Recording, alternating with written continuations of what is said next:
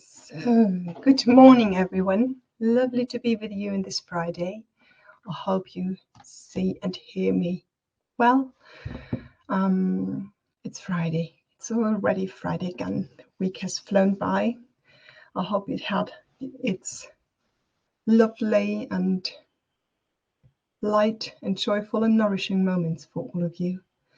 So, on this Friday morning, we're going to wrap the whole week up.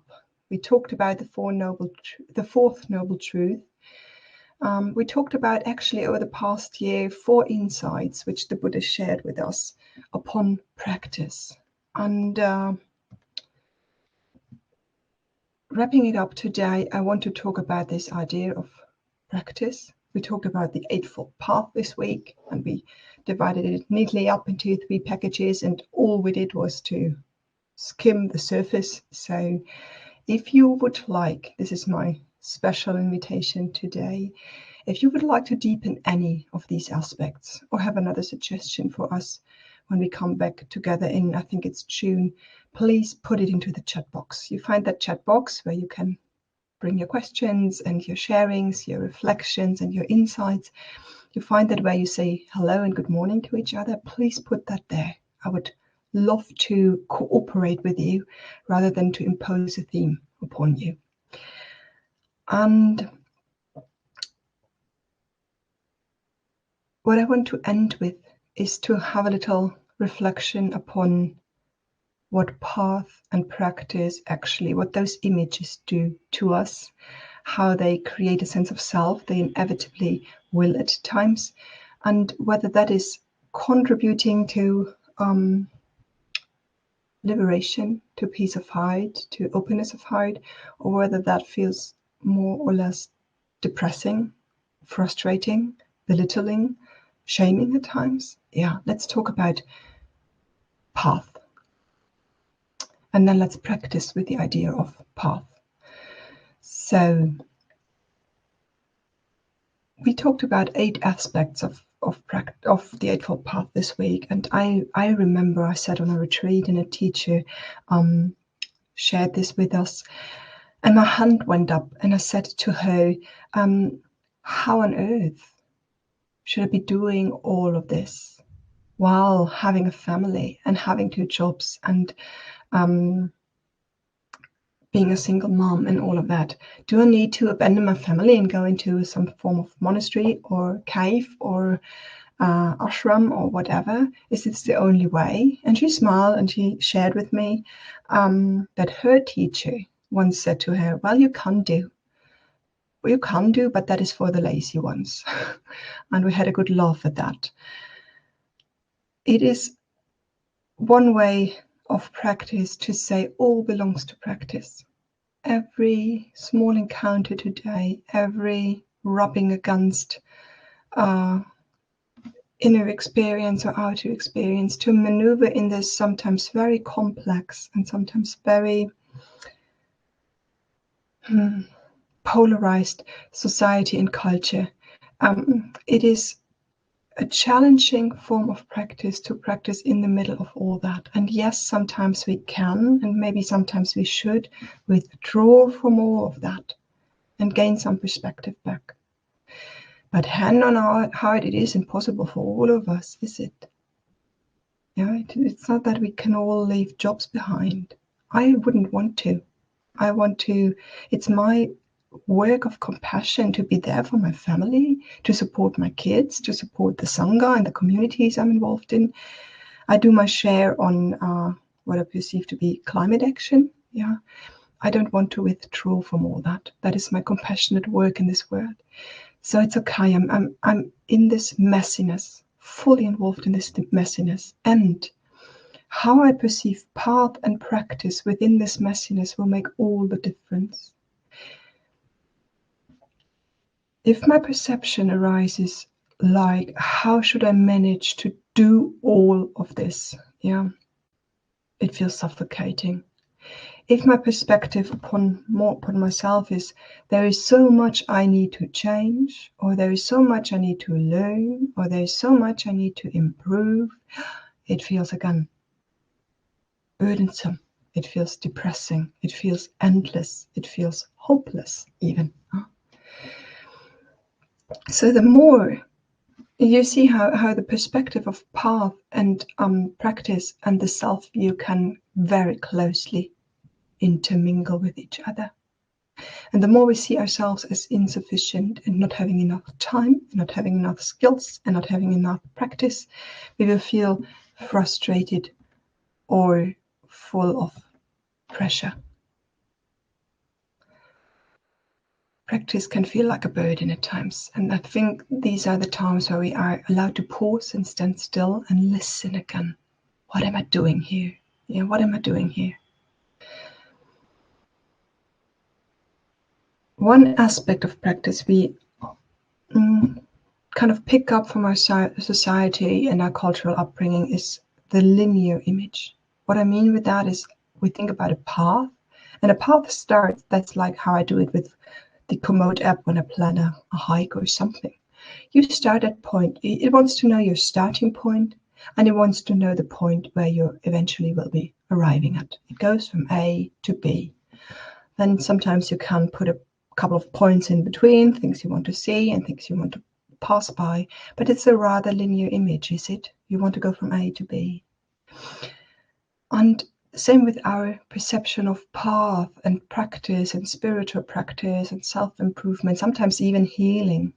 Even that image of healing. Some of you want to soothe some painful aspect, some painful dynamic, and you have image A, status quo, and you have an image B of this is who I am without this.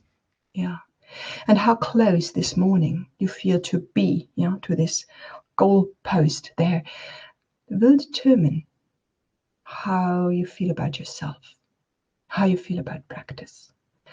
This morning I feel like a total beginner because I had a blowout at breakfast, for example. Or today I feel like an advanced practitioner because, I was so calm at breakfast with my kids. And then there might be those rare days where you say, I feel almost enlightened. I feel like I have this spaciousness and this peacefulness. Wait a moment. Wait a moment or two.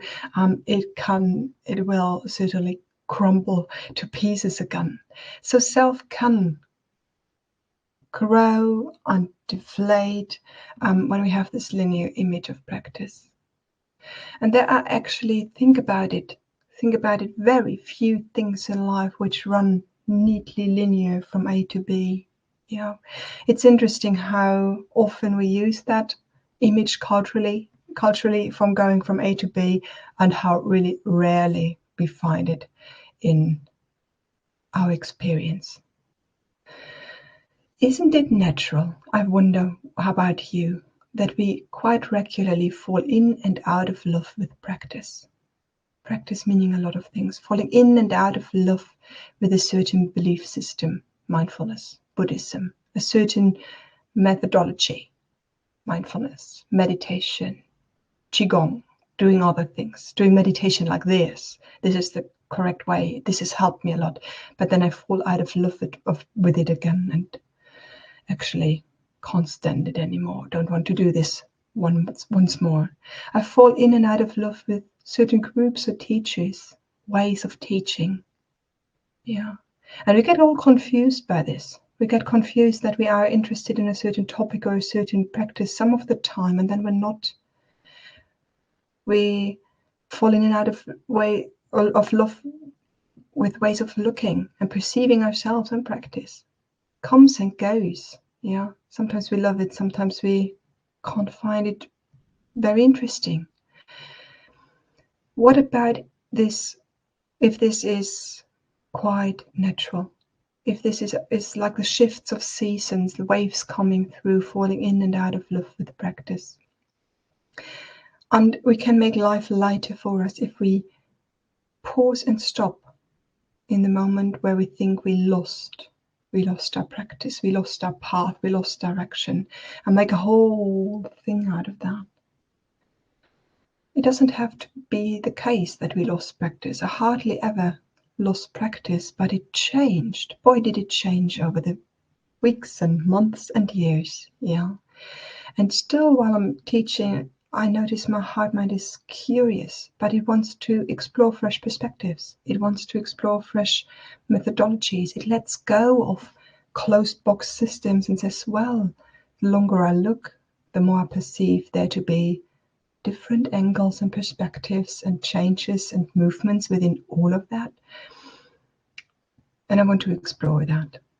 So maybe we don't lose practice so much as if maybe some tool has done what it can do for you. And then there is the need for a different tool. Yeah, there is the need to broaden your perspective again. Sometimes we can only do so when we have the freedom to know that there is no one right path and not one right teacher and not one right teaching. But there is actually a lot and a lot of wisdom. Yeah, it's not limited to this eightfold path. It's not limited to these Four Noble Truths. The Buddha, he created a wonderful, a very deep, nourishing framework of teaching. But it's not the truth. It's one way of putting the truth about what makes us suffer and makes us suffer less. And that even that aspect is not all of it. It's not only about suffering and the end of suffering. The Buddha said he's teaching this. But there is more, there can be more to practice and more of interest to us. And sometimes this is more appealing than the Buddhist's path even. Yeah. And even if you feel you are in your practice, whatever it is for the moment, it too has a cyclical nature. It's not going linearly. It will go in cycles. Beautiful cycles or spirals. I love to see them as spirals. Much like we have a full moon and a dark moon. There will be episodes where we are close to our practice, close to our Sangha, close to our inspiration. And times where there is a dark moon and I don't feel close to anything. Can I, in the full moon phases, be aware that a dark moon phase will come so that I do not heighten my sense of, oh, I have it. This is close to enlightenment. This is it. Now I'm on now I can't fail again. Yeah. Because then the dark moon phase will feel so much darker. Yeah. And the dark moon phases, can I just have a little steadiness to say this is a natural development? Mind shifting, maybe has learned something new, maybe some need has been covered, and now a new aspect of practice is allowed to arise with the next waxing moon, so to say. And it helps me to remind this model of the Eightfold Path to say it has 8 aspects. And sometimes I won't do a lot of meditation or mindfulness practice because the current causes and conditions are just not like that. But there's a high interest in learning about communication, for example, or reflecting upon the livelihood I want to have. Yeah, sometimes life asks us in very clear terms, what kind of living do you want to make? Yeah, and we need to make hard decisions. Where do you want to live? With whom do you want to live? And we think, oh gosh, life is so demanding at times. I don't have time for my practice. While actually asking those questions and being involved in those things, what if that is just the practice? Yeah. So within this Eightfold Path, it's sometimes depicted as a wheel. Yeah, and a wheel has no beginnings and no ends. It's not that you start with the wisdom and then you go to the ethics and then you end up with the cultivation of the heart mind. It goes round and round, and there is each of the 8 spokes, so to say, they have equal space. There is no hierarchy between them, and you will be naturally shifting. Another aspect is to liberate yourself from the pressure of progress. Another thing fed to us with mother's milk in whatever form it came. The pressure of progress. We have this idea of making progress and success and growth, and healing can be just the idea of healing can just go sour as well. Yeah, like with this idea of progress. Healing is progress. Can't you heal a bit faster? Yeah. Oh, can't I be over this sooner? It can bring a lot of pressure to us. And especially when there are dynamics which we hope we had overcome a long time ago, and it surfaces again. Oh, there is this old anger, there is this old bitterness, there is this old fear, there's this old anxiety. It's this depressive mood. It's surfacing again. And I hoped I had overcome that, because that would tell me that I'm making progress, that I'm really growing. And something must be wrong. I must not have done the work correctly if it surfaces again. Now that is the problem of the linear. It's only going one direction. It's not allowed to meet again. What if we think of a cyclical nature, though, and we meet the same thing again?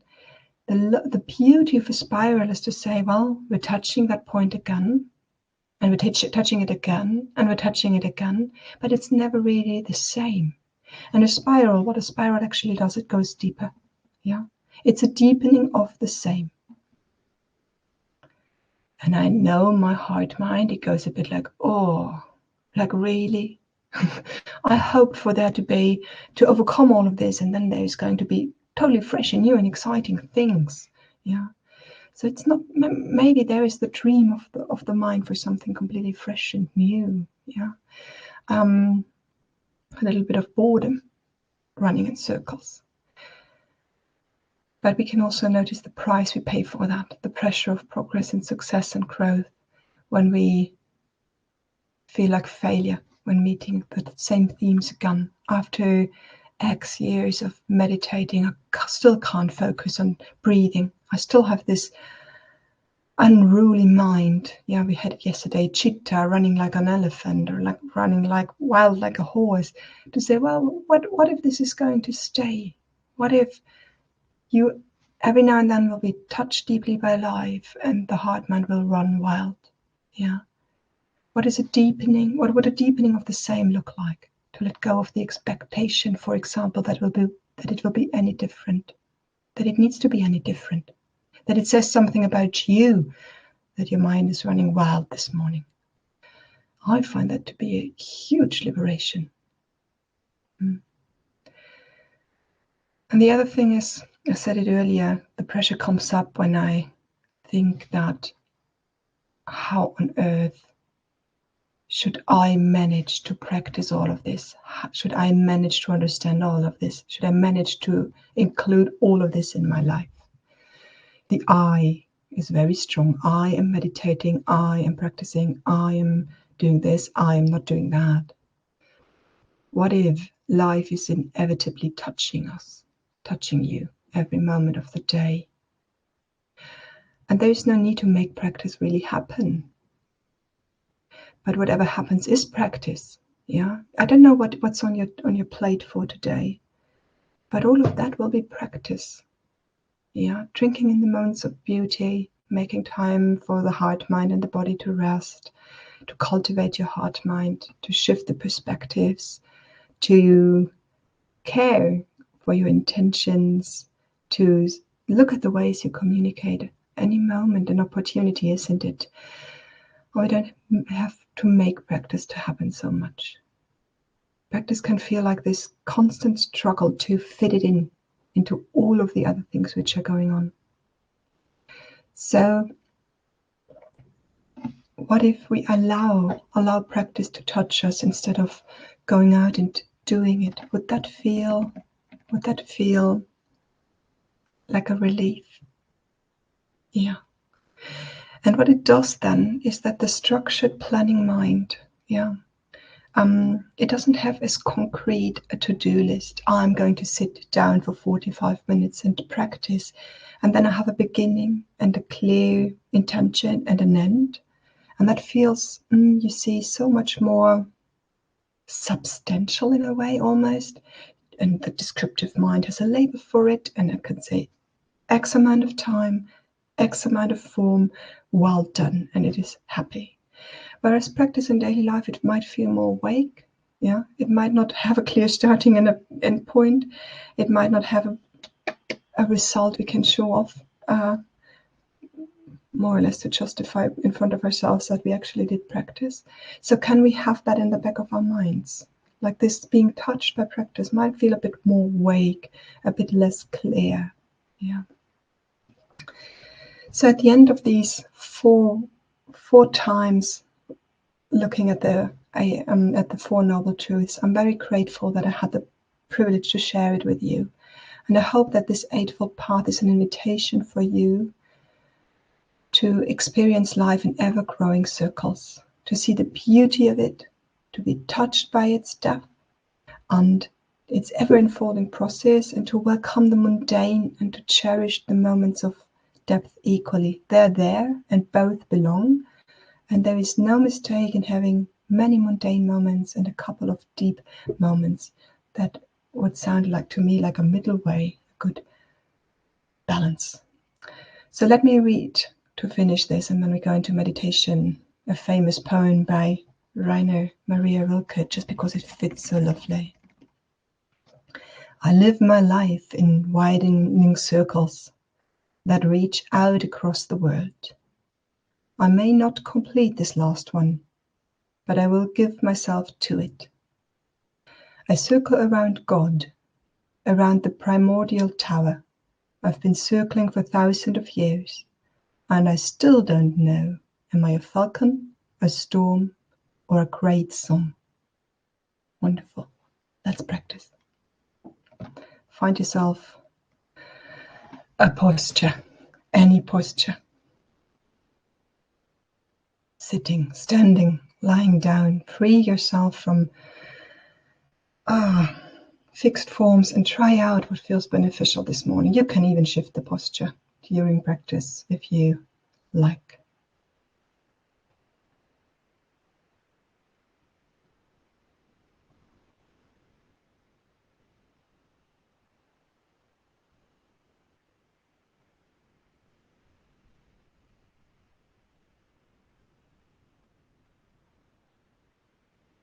Settle down into this posture.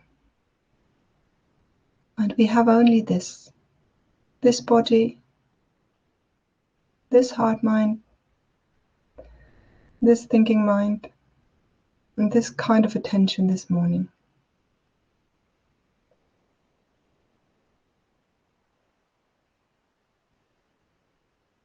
This is what we work with.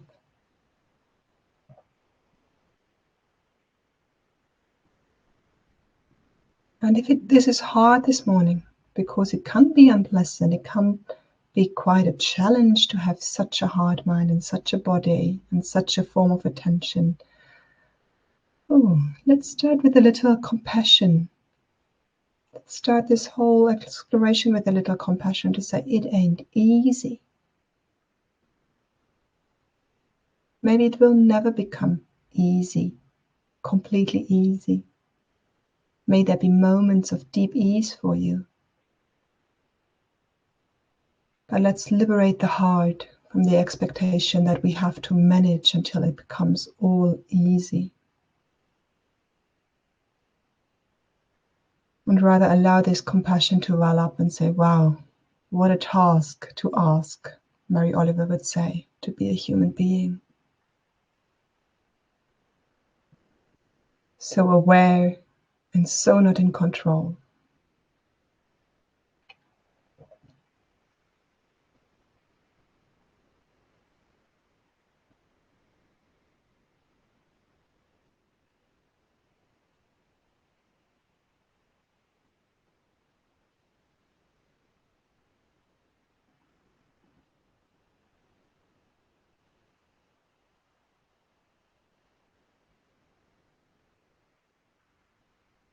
And even if you can't muster a lot of compassion this morning, that is hard too. Well, we need that. We need that source in our lives, do we? We need the appreciation and the compassion, the friendliness and the ability to have space.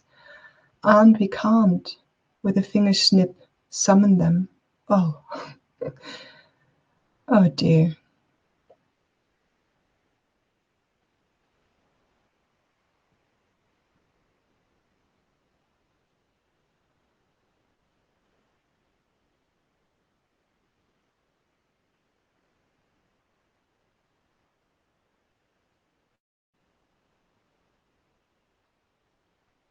So we could almost look back and look forwards in our lives, or the turmoils, the smaller and the larger ouches, the smaller and the larger niggles we've gone through and will go through. And then maybe it opens up to say, wow, what a task to ask. Not a pitiful compassion, but just acknowledging, yeah, that's quite a lot to deal with. It would be for any of us, any one of us listening, meditating with us, has their dukkha.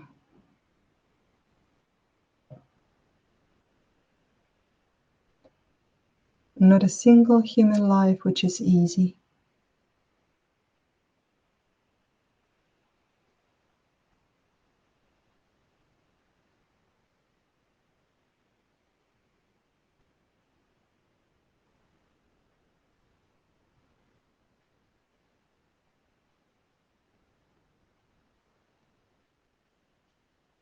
And compassion can be just that, just acknowledging that it ain't easy. Dear one, beloved one, that ain't easy.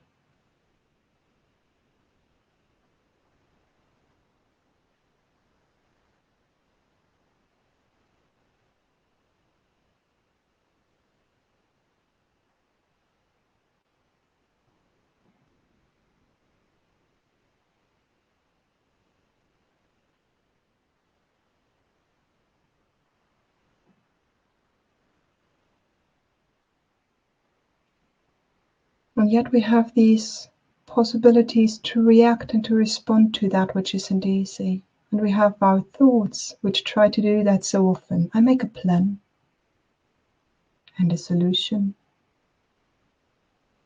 I think about that.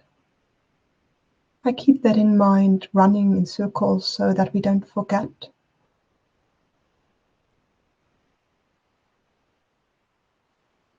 Maybe you experience some of these thoughts right now, responding to the echo of dukkha in your life.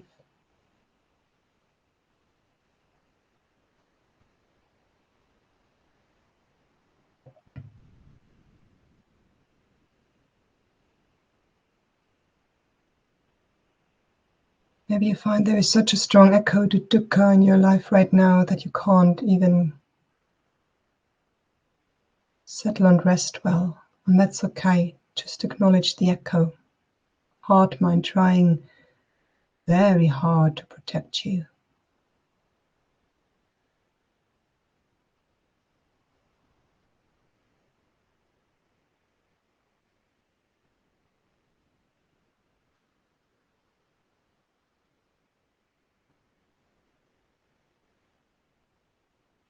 To feel into your sensitivity, your emotionality, and see in how many ways we are touched, and that we react to that. Heart which contracts, heart which reaches out, heart which yearns and closes, which defends.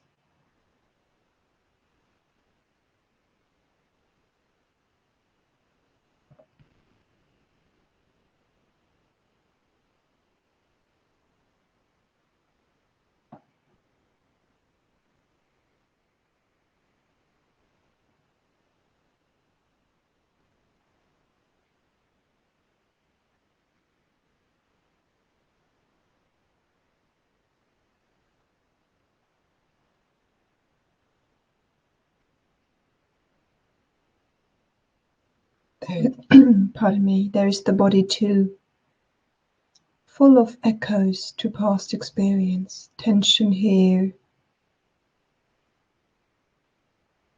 and restlessness there.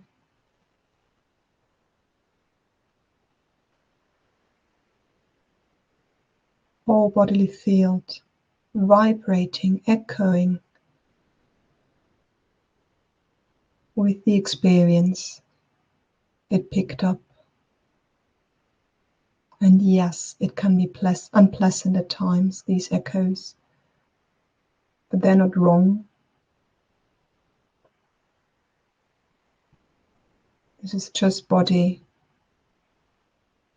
reverberating to everything it goes through.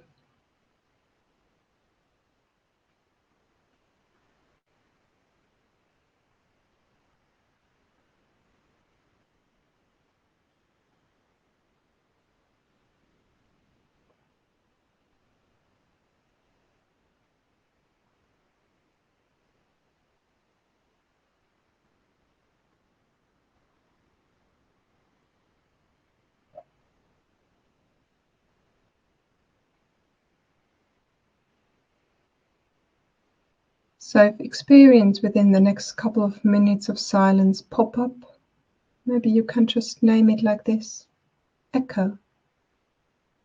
Echo and attempt to manage the echo.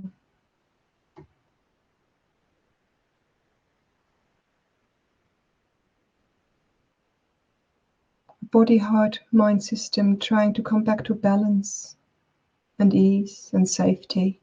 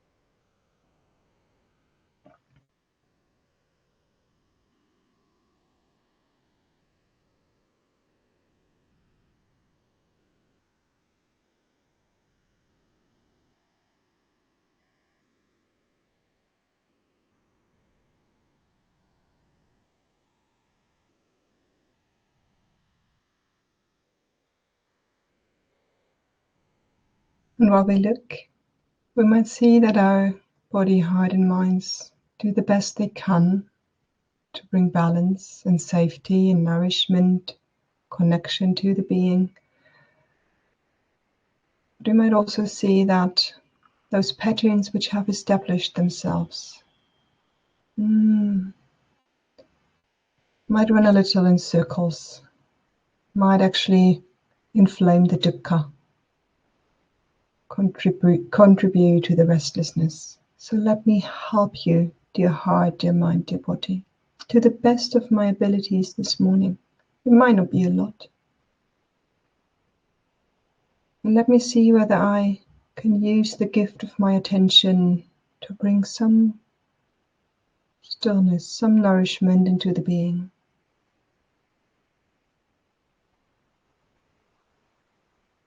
What could I pay attention to? What could I reflect back to the nervous system to say, look, here is a little place of okayness. There is a little place of softness. There is actually some love in the heart at the moment. Do you notice that?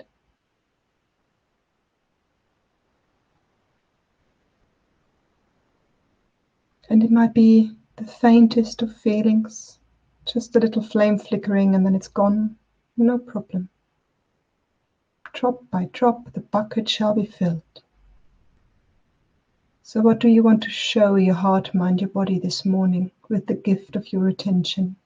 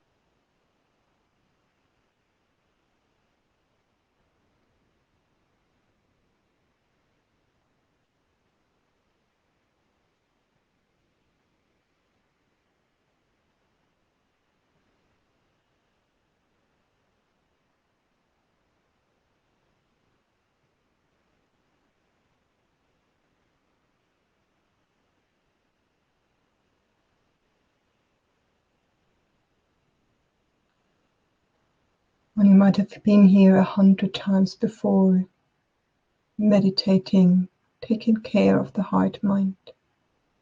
But if there's no one to go to and nothing to really experience, but this is just being a moment of taking care.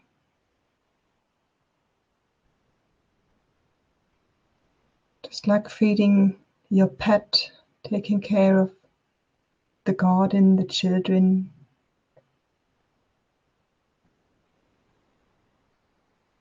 Nowhere to go really. The weeds will grow back in the garden, the kids will be hungry again, the pet too. And I wouldn't say that taking care of them has been a waste of time.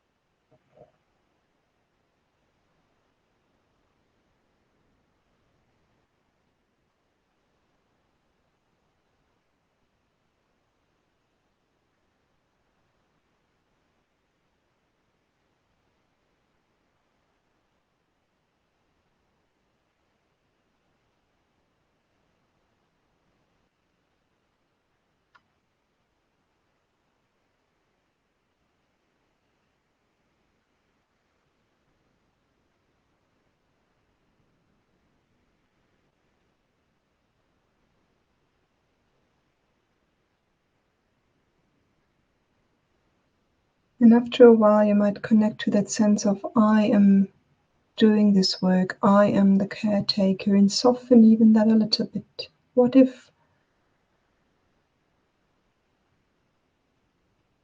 your system knows how to take care? What if there is enough love and friendliness and kindness within the heart to steer the whole process?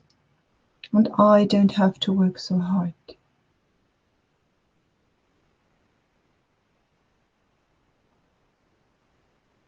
Maybe you can see something softening, almost somatically, physically softening on this invitation.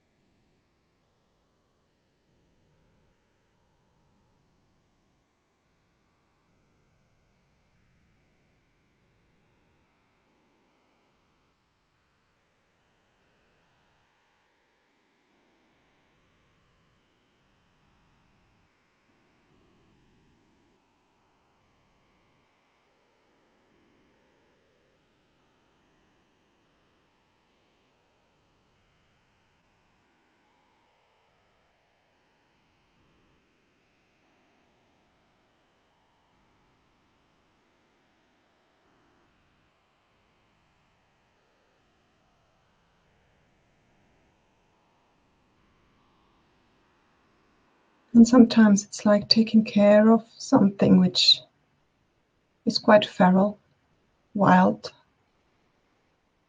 maybe due to past experience, a bit ruffled, doesn't want you to come too close. It has sometimes claws and teeth.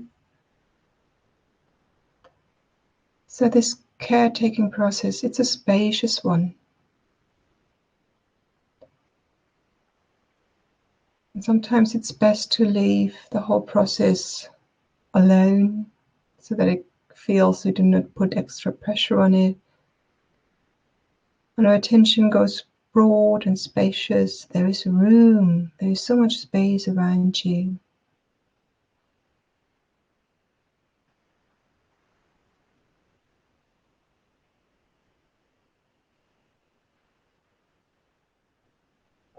Remembering that there is maybe this challenging dynamic and there are other things.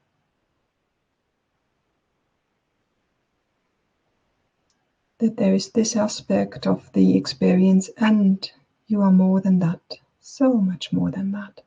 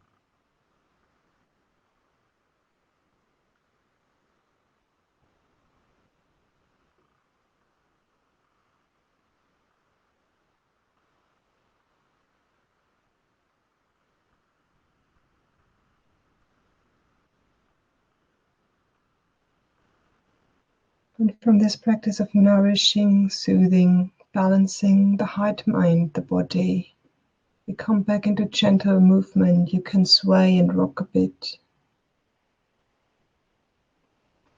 Hello, fingers and toes.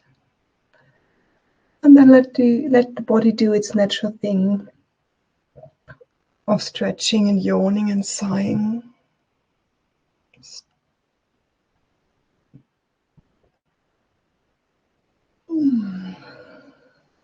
And then when you feel like it, you can come back to the screen. So, slow transition back. And time for a couple maybe of sharings and reflections on either our topic of today or really the whole week. Any suggestions for upcoming themes would be warmly welcomed. Any questions in general?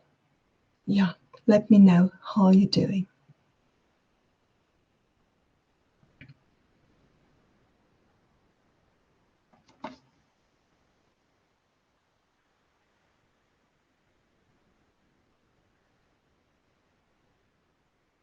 Yeah, Natalie writes that she has been in the Zen monastery in California for a number of years, and there were challenges as well. Yeah, maybe the image of the place where we can practice without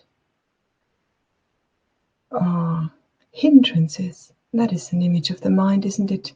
If I only were in that monastery. But then I had friends who were in a monastery and shared with me that, well, you think the monks and the nuns are an easy bunch. Not quite the case all of the time. So that might have its own challenges to it. And friends shared of Thai monasteries where there are semi-wild dogs barking all day and all night, and frogs can become a real impact. So thank you for sharing this.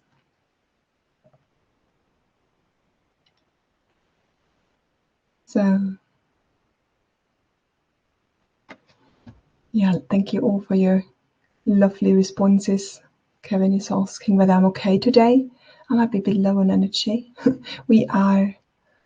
My boy and I are training to use the bathroom in the night. And so I'm standing up each night 2 to 3 times, so that might shift my level of energy, if this is what you picked up at the moment. Thank you.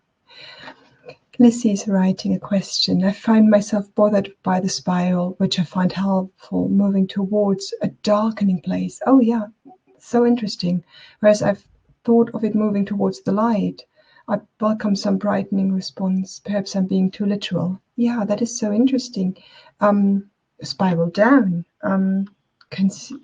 Why can't it be a spiral up? That was my movement, wasn't it? Like something almost uncovering roots of something. Yeah.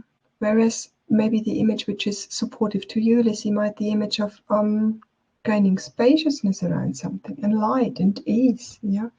So just this little shift in image. Yeah.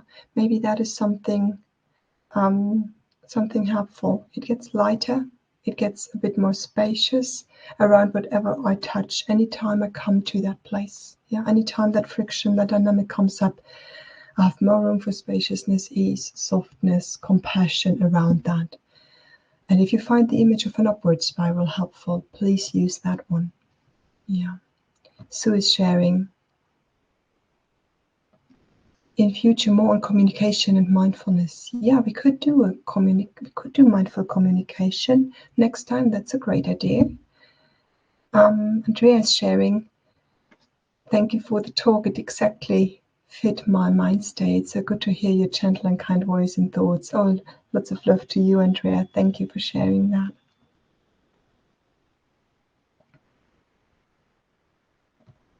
Thank you for your thank yous. Heidi's writing. I've been struggling this week with a deep sense of not being seen accurately, not being accepted by so many around me. This teaching is so helpful. Any further comment on my predicament is welcome. It's very welcome, but the teaching meets me where I am and is therefore very affirming. Yeah, Heidi, there are lots of levels to this wish to be seen and to be perceived accurately. And we can put a question behind that and say, well, who is ever really going to see me? And what do I mean? What do I want to be seen? Because me is always changing, yeah. And that which I want to be seen maybe is not always there. So what do I actually mean by being seen and accepted? What does want to be accepted? What does want to be seen? Yeah. And maybe to deepen that reflection, if you would like, Heidi, be in contact and we can explore it together in a one-to-one conversation a bit further, to unpack. Like sometimes it's like really the beginning of practice is this wisdom aspect of unpacking the bundle, and then to see where we go into action, where we soothe the heart mind, where we nourish the heart mind. And it's all this eightfold path there. Some of it is in the interaction, the communication, some of it is in the deep seeing, and some of it is in response to the heart mind. Yeah. Ruth is writing a reflection. Even the experience of being here in Sangha Life, I realize I can make linear and under pressure to progress. Yeah. To sit with you all in the ever widening circles. Beautiful. Yeah. Yeah, it is an image. It's just a few words, and yet we might notice here the power and the downfall, just like Lizzie wrote, of changing perspectives and changing image a little bit. Sometimes it's the key which unlocks the door, and sometimes the image brings extra power. So choose your images, choose them wisely, and practice with them. Yeah, and once we have an image which is nourishing and appropriate and helpful for a certain amount of time, practice with it. Yeah, remember it. The image needs to be practiced and brought to awareness again and again. Yeah. Gwen points to previous weeks of teachings in the Sangha Life library. Yeah, what a pressure. What a precious gift there. The whole Sangha Life library, which you can draw from in so many aspects of teachings. Yeah. Natalie's writing, what a wonderful way to come out of meditation. 2 things. You mentioned not one right teacher path teaching, which was very helpful to my current situation. Secondly, thank you for the image of the wheel. 24 years ago, I suffered heartbreak and fell apart. And 2 years ago, I suffered another heartbreak and felt that after decades of practice, I shouldn't be feeling such pain. Yeah. However, on reflecting, the way I have moved through is different. Yes. I didn't fall apart, and I'm learning softness and compassion. Can you speak to this? Yeah. My current point of view, I hold it lightly, is that there will be certain things which will always touch us. Loss of some loved one in any form. I'm most sure about that, or at least I would like to always, in a certain form, to be touched by that. Yeah, I don't want to stand above those things really. What I would like for my heart mind to learn is the transition from loss and the appropriate grief and being touched by that to gratitude, to learning, to hold myself and the heart, mind in compassion, and to find that easier. Yeah, the dukkha from that moment can get tangled easily because it's so unpleasant and painful, and so much self and I can run into that situation. But if we soften these edges, yeah, the natural flow, almost the wave of response to that which was dear to us, yeah, it can grow naturally from grief to reflection to learning to gratitude.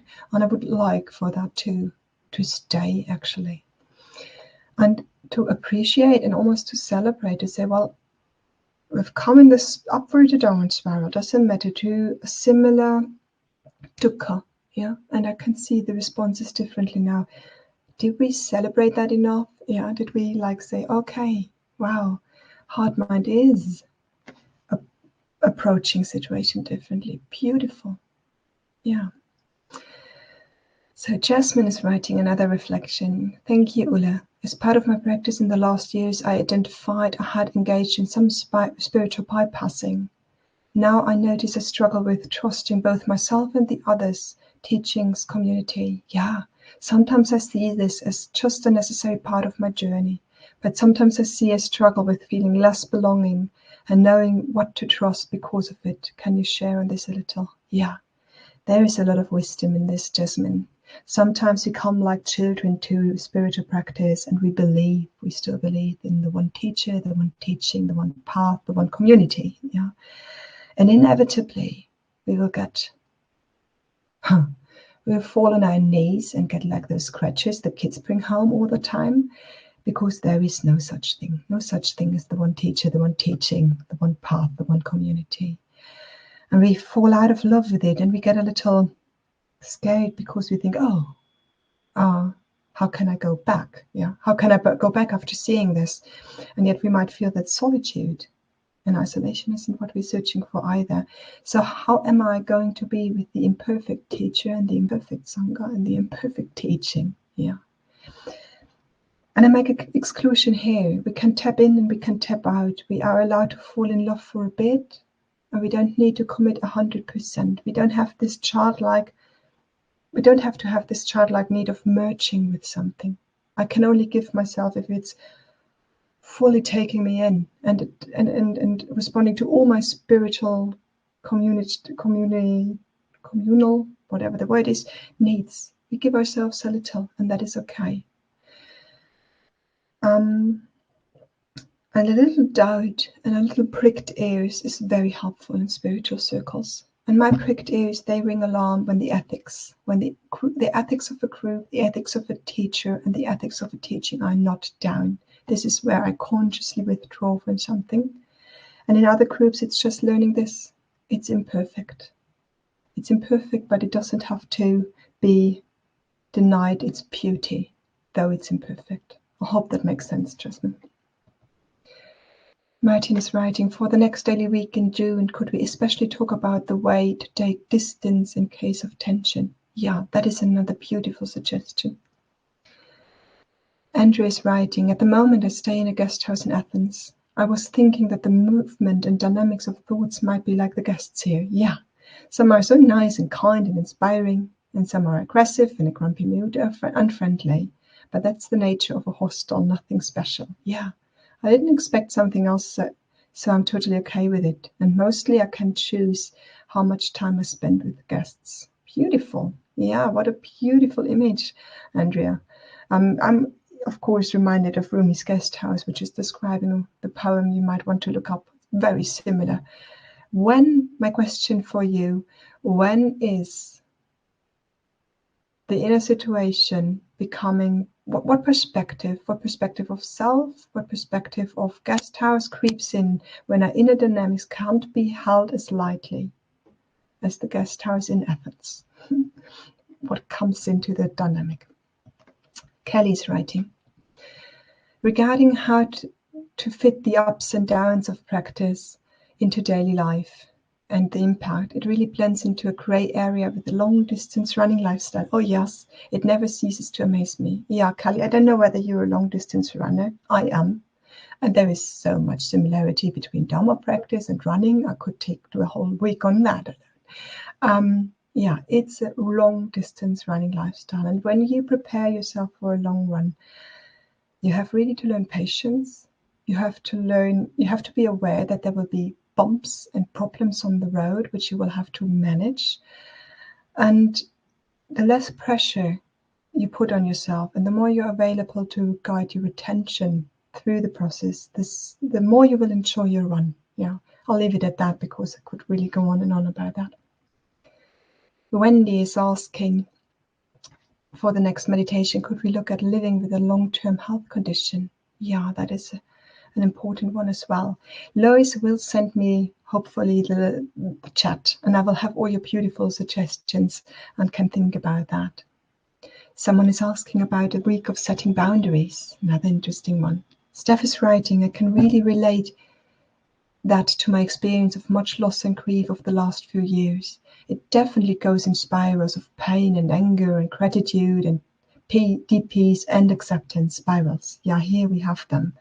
And to say it's okay to come back to point A, B, whatever you want to name it on a spiral doesn't really make sense, does it? And when we find that a natural process rather than a mistake, we hold it differently. Beautiful. Thank you, Steph. I saw that someone raised their hands, and unfortunately, I'm not able to respond to that yet. Would you, Margaret, like to send me an email maybe, and we can have a conversation, just the two of us? Gmail. Sending it right now, my email address through for any of you to share things. And yeah, thank you, Lizzie, for reminding me it's Dana Day. So if you would like to support Sangha Life and the teachers here, I very much appreciate that. And I have to say a big thank you for everything you gave in the past. It's really a lovely support to me and my family. And yeah, happy to share it wisely with the word. So Nicola, finally, last comment for today, said she enjoyed the talk today and relate with the idea of coming in and out of practice. Yeah. Feeling I get it and then I don't get it, but I still long for something consistent which draws the fragments together under one roof. Maybe that's Sangha. Maybe that's Sangha because we are reminding each other, yeah, through being together, through opening up in compassion with each other, that this is the one consistent, that we come together again and again in communities and remember each other of the beauty and the importance of our practice. Okay. Farewell, dear ones. I'm looking forward to see you again in I think it's June. Be in touch, write me an email, go to my website. There are other opportunities to practice together. And just be well wherever you might go and whatever you may do. Thank you for being here today.